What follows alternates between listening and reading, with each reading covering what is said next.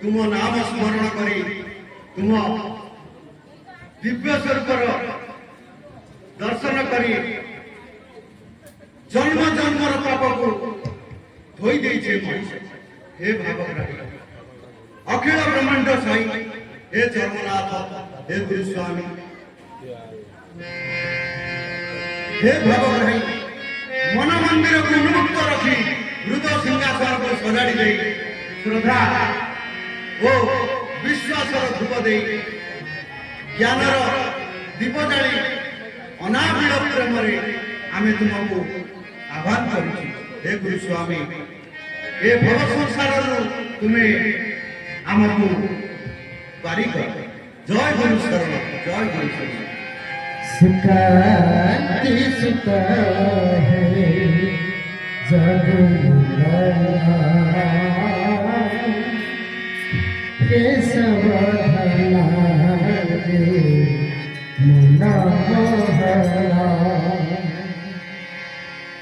मणिसर पर तुम्हें नहीं छजना मणिसर पर तुम्हें नहीं छजना तुम्हारे चरण प्रभु कोटि प्रणाम तुम्हारे चरण प्रभु कोटि प्रणाम। सुखांति सुख जग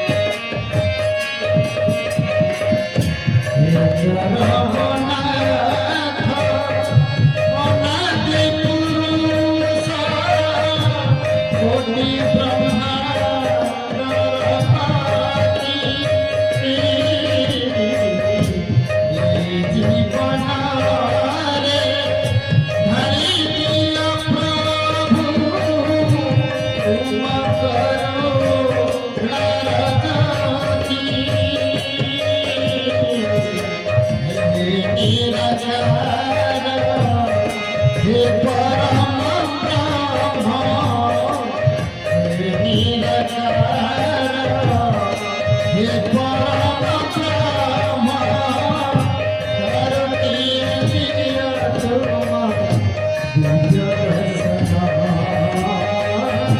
धरती दिया तुम दिव्य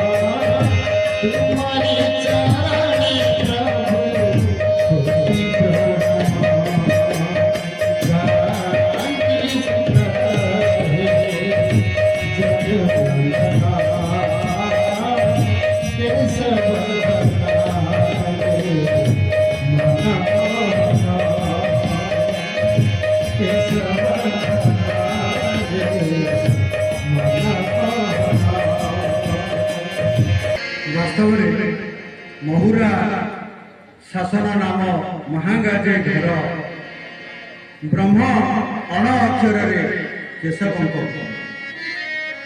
ମହୁରା ମହୁ ଆପଣ ନିଶ୍ଚିତ ଜାଣିଛନ୍ତି ମହୁ କେତେ ସୁନ୍ଦର କେତେ ମଧୁର ରା ହେଲା ଶୂନ୍ୟ ଶବ୍ଦ ଇଏ ଗୋଟା ଶାସନ ଏ ଶାସନରେ ଶୂନ୍ୟ ଶବ୍ଦ ଚାଲିଛି ନାମ ନାମ 21,024 ଥର 24 ଘଣ୍ଟାରେ 21,600 ଥର 24 ଘଣ୍ଟାରେ ଚାଲିଛି ଆମ ଯାଉଛି ବାରାଙ୍ଗଳି ଆମ ଗର୍ଭକୁ ଏବଂ ବାହାରୁଛି ମଧ୍ୟ ପଦାକୁ।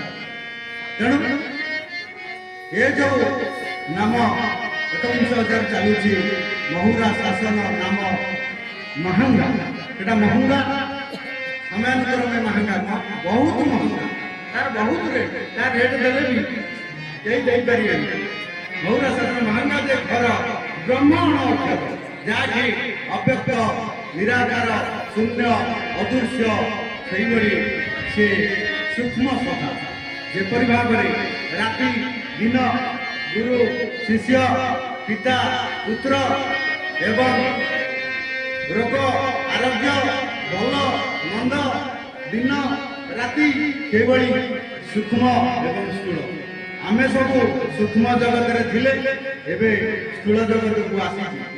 ଏଠି ଆମର କର୍ମ ନିର୍ଯାସ ଯଦିବା ଠିକ ବାଟରେ ଆମେ ନେଇପାରିବା, ନିଶ୍ଚିତ ଭାବରେ ତାଙ୍କୁ ଆମେ ପ୍ରାପ୍ତି ହେବ।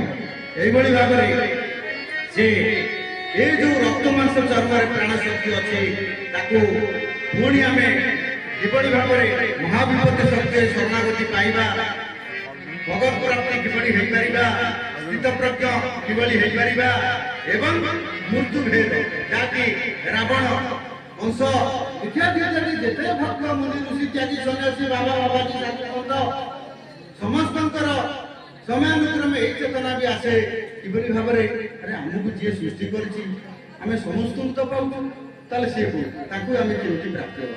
ଏଇ ପିଣ୍ଡ ମାଧ୍ୟମରେ ସେ ଠାକୁର ଆମର କୃପାଳୁ ଦୟାଳୁ ଏବଂ ସେ ତ ସମୟାନୁକ୍ରମେ ଆସିଛନ୍ତି। ତେଣୁ ଆସିକି ତାଙ୍କର କର୍ମ ନିର୍ଯାସ ଦେଇ ଯାଇଛନ୍ତି। ମୋର ଜନ୍ମ ନାହିଁ ନା ମୃତ୍ୟୁ ନାହିଁ, ମୁଁ ଯୋଉ କର୍ମ ନିର୍ଯାସ ଦେଇଛି ତାର ଭିତରେ ତମେ କର୍ମ ନିର୍ଯାସ କଲେ ମତେ ପ୍ରାପ୍ତି ହବ।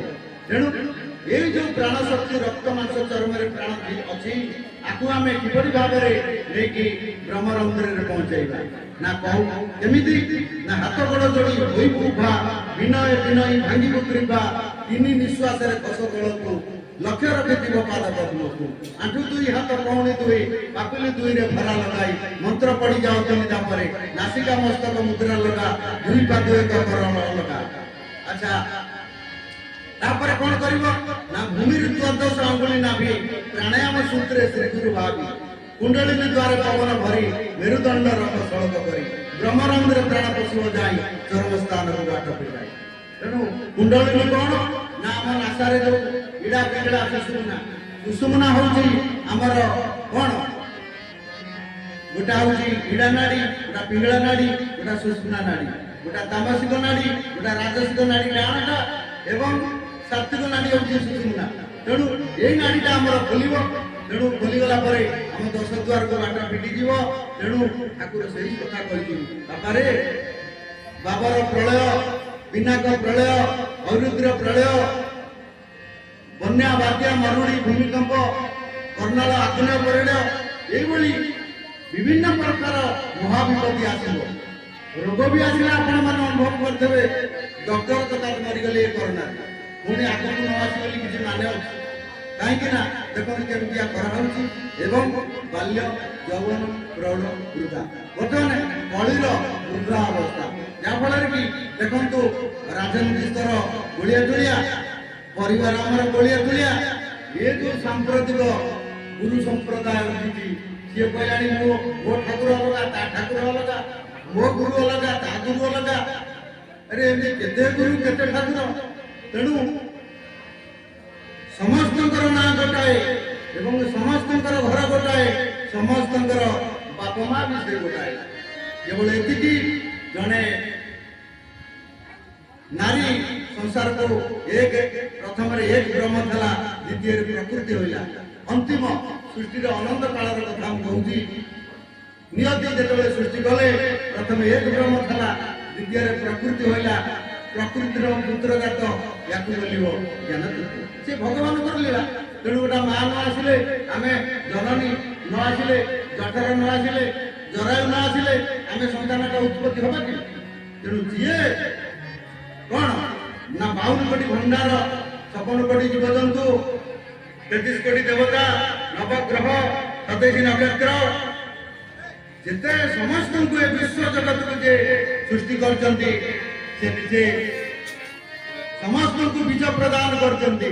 ତେଣୁ ରଜ ଆଉ ବୀଜ କୀଟ ପତଙ୍ଗ ତରୁ ଋଣ ଏତେ କେମିତି ସୃଷ୍ଟି ହଉଛନ୍ତି। ତେଣୁ ସେ ନିଜେ ବି ମାନିନେଲେ କାହିଁ କଣ ଏ ବିଶ୍ୱ ଜଗତରେ କେହି କିଛି କହିନାହାନ୍ତି ତ କେବେ ଆମେ ଶୁଣିନା।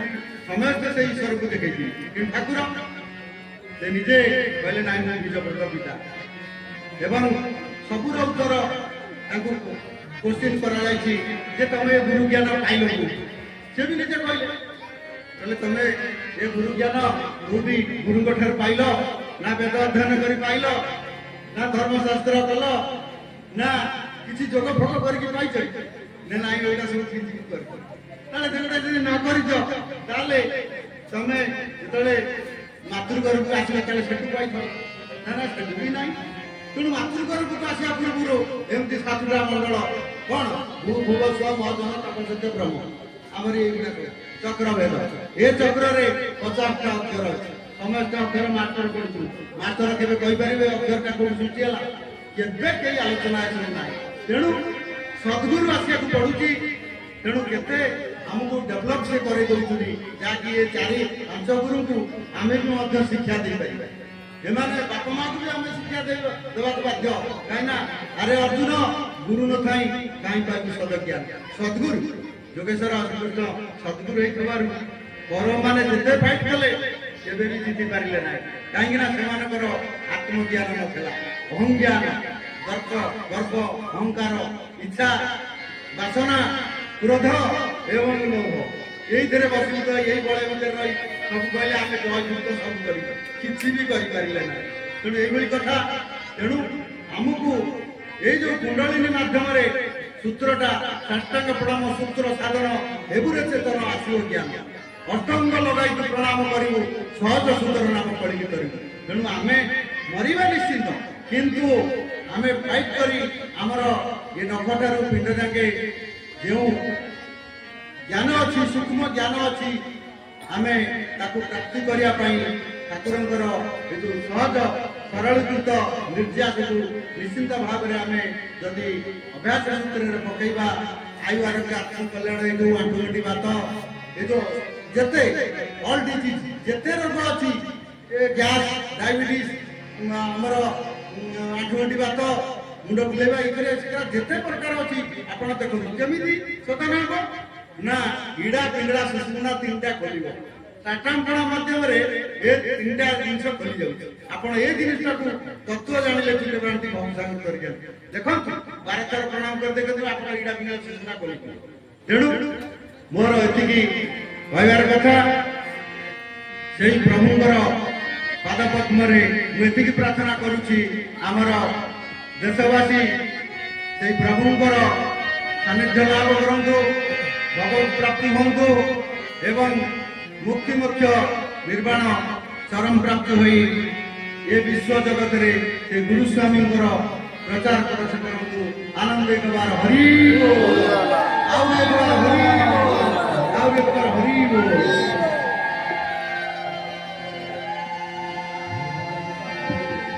ମୁଁ ଏତିକି କହି ସେଇ ପ୍ରଭୁଙ୍କ ପ୍ରବଚନ ମାଧ୍ୟମରେ ଯାହା କହିଛି ମତେ କ୍ଷମା କରିବେ ସମସ୍ତ ଆଧ୍ୟାତ୍ମିକ ପ୍ରେମୀ।